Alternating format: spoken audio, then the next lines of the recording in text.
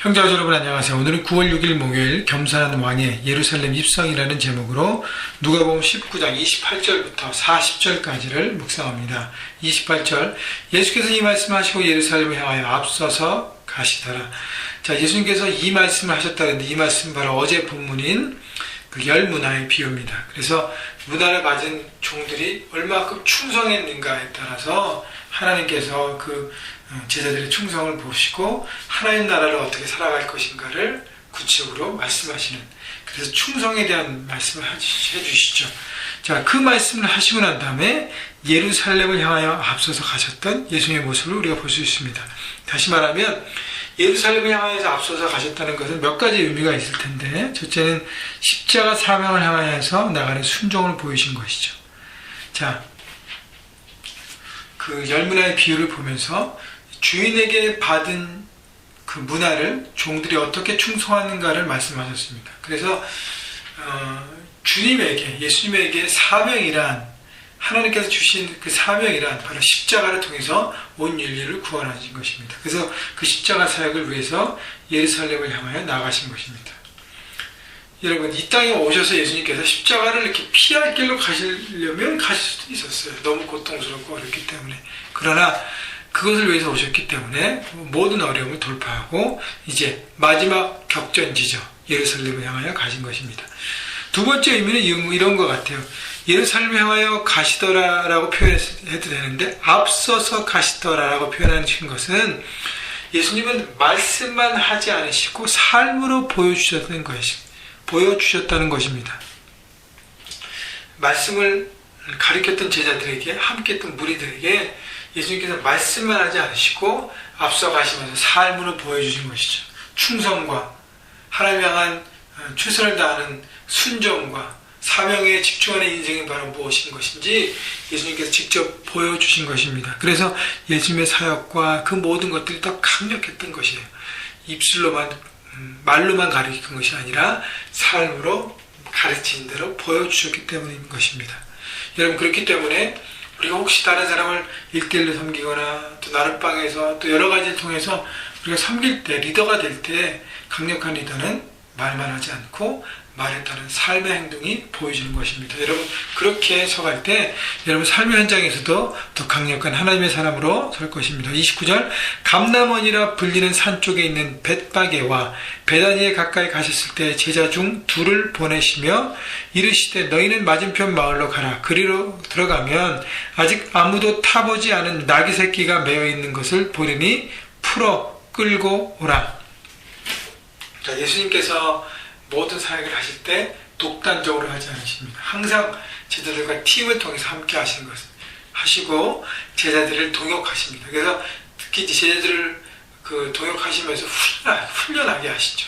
왜냐하면 이들도 리더가 되어서 또 다른 사람들을 훈련시키고 세워야 될 거기 때문에, 그래서 제자 중에서 둘을 보내서 맞은편 마을로 가서 아무도 타보지 않은 새끼, 남은 나귀 새끼를 가지고 오라 그러는데, 그 주인이 뭐라 그러면 31절 만일 누가 너에게 어찌하여 푸느냐 묻거든 말하기를 주가 쓰시겠다 하라 하시매. 자, 그래서 예수님께서 쓰시겠다고 말하라는 것이죠. 여러분, 이것은 비상식적인 얘기예요. 상식적으로 남의 집 가서 그 나귀 새끼를 갖고 오는데 주인이 이거 왜 갖고 갑니까? 이게 당신 거 아니죠? 내 건데요. 예수님께서 쓰시려고 합니다. 주가 쓰시겠다고 합니다. 그 주인이 어떻게 반응할까? 아니, 이런 정신 나간 사람이 봤나? 뭐 이러면서 그 사람이 누구냐? 막 이러면서, 이런 상식적인 얘기는 바로 그것인데, 이 얘기는 뭐냐면 우리가 상식적으로 받아들이지 않는 부분이 있을지라도 예수님께서 말씀하시되 우리가 순종할 수 있냐는 것입니다. 여러분, 그것이 하나님의 권위와 하나님의 인컨트롤이라는 것이죠. 또 이 나귀 새끼를 타고, 새끼 나귀를 타고 예루살렘에 입성하는 것은 바로 스가랴 선지자 예언에 나왔던 말씀이에요. 나귀를 타고 예루살렘에 입성하시는 하나님의 아들, 그 왕. 그렇기 때문에 예수님은 그 구약 선지자의 예언들을 이루시는 모든 것도 하나님께서 충실하게 하신 것이죠. 자, 그래서 왕으로 오셨는데 그분은 겸손한 왕의 모습이 있었기 때문에 왕은 큰 말을 타고 흰 말이나 멋진 말을 타고 예루살렘에 입성해야 되는데 예수님은 겸손한 마음으로 오셨기 때문에 새끼 나귀를 타고 입성하십니다. 32절 보내심을 받은 자들이 가서 말씀하신 대로 만난지라 나귀 새끼를 풀 때에 그 임자들이 이르되 어찌하여 나귀 새끼를 푸느냐 대답하되 주께서 쓰시겠다 하고 35절 그것을 예수께로 끌고 와서 자기들 겉옷을 나귀 새끼 위에 걸쳐 놓고 예수를 태우니 가실 때에 그들이 자기의 겉옷을 길에 펴더라. 자, 주님께서 쓰시겠다고 할 때 못 쓸 것이 없다는 것이죠. 작은 나귀 한 마리도 예수님은 쓰셨다는 것입니다.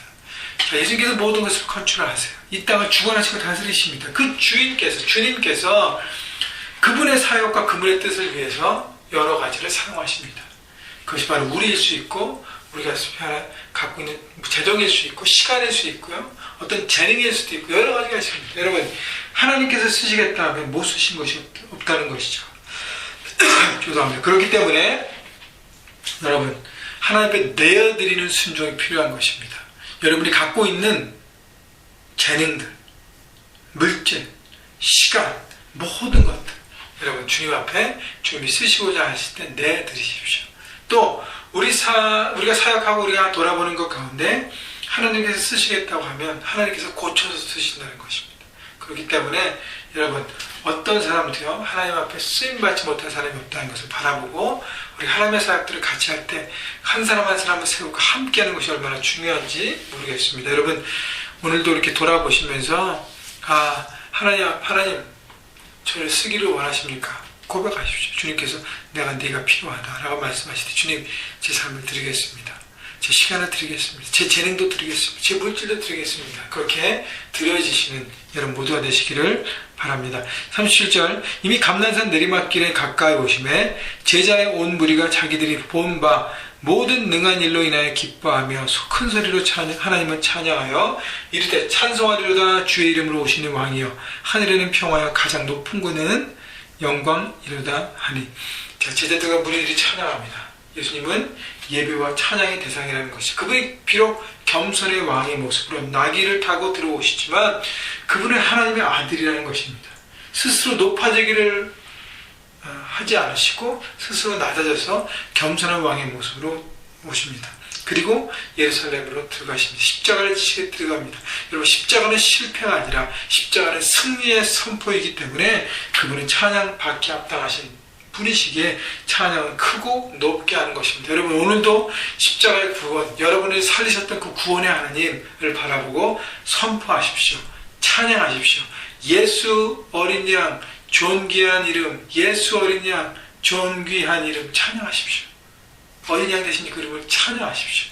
여러분 찬양이 여러분의 삶의 모든 부분들을 깨우게 하고 여러분의 영혼을 깨우게 하고 새롭게 주님의 뜻 가운데 서는 놀라운 능력의 선포가 될 것입니다. 39절 무리 중 어떤 바리새인들이 말하되 선생이여 당신의 제자들을 책망하소서 하고는 대답하여 이르시되 내가 너희에게 말하노니 만일 이 사람들이 침묵하면 돌들이 소리 지르리라 하시니라. 하나님 앞에 찬양의 대상들은 찬양한다는 것이지 우리가 안 하면 이 돌들이 하는 것입니다. 자연들이 하는 것이. 그러니까 우리는 찬양의 책임을 다하는 찬양의 명령에 순종해야 하는 것이죠. 이제 바리새인들이 제자들과 무리들의 찬양에 대해서 딴지를 걸었는데요. 여러분 우리가 하나님을 찬양하고 나갈 때 꼭 방해하는 세력들이 있습니다. 악한 영은 사람들과 관계와 상황과 재정과 모든 걸 이용해서 하나님 앞에 나가는 것을 방해합니다. 여러분 거기에 기죽지 마십시오. 예수의 이름으로 선포하고 영적 전쟁을 선포하고 여러분 나아가십시오. 여러분 승리했습니다. 이미 승리했습니다. 오늘도 어린 양 되신 주님을 찬양하고 찬양의 목소리가 높아져서 여러분의 삶의 가정에서 직장에서 캠퍼스에서 우리가 함께 모이는 교회에서 하나님을 멋지게 찬양하십시다. 높여 찬양하십시다. 찬양의 능력을 여러분 오늘도 경험하시는 여러분 모두가 되시기를 주님의 이름으로 축원합니다.